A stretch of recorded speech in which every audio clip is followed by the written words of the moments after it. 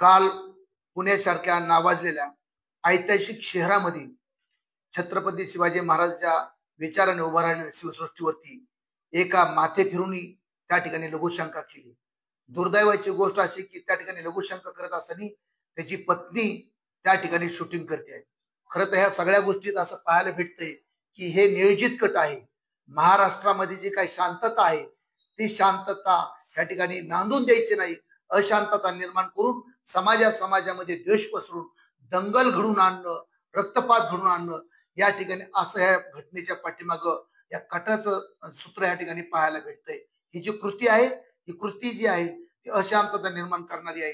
मी या ठिकाणी वंचित बहुजन आघाडीच्या वतीने या घटनेचा जाहीरपणे निषेध करतो आणि अशा माथेफिरूला आणि त्याच्या पाठीमागे असणाऱ्या कटामध्ये सहभागी असणाऱ्या लोकांना ताबडतोब पोलिसांनी त्यांच्यावरती कारवाई करावी। तसेच ह्या राज्याचे मुख्यमंत्री आदरणीय देवेंद्र फडणवीस साहेब यांनी ह्या घडलेल्या घटनेचा जाहीरपणे खुलासा करावा।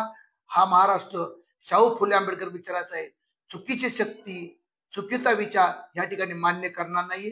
लवकरच आदरणीय डॉक्टर बाळासाहेब आंबेडकरांच्या नेतृत्वाखाली राज्यभर एक व्यापक स्वरूपाचं आंदोलन घेऊन ह्या अशा मनोवादी विचारसरणीच्या लोकांना सडका मेंदू जो आहे त्याच्यामधला जो काही सडका मेंदू आहे त्या सडका मेंदूच्या विचाराच्या माणसांना ठिकाणावर आणण्याचं काम करणार आणि हे छुपे गुन्हेगार, छुपे मनोवादी विचाराचे माणसं उघडे करून त्यांना ठोकून काढण्याचं काम वंचित बहुजन आघाडी करणार।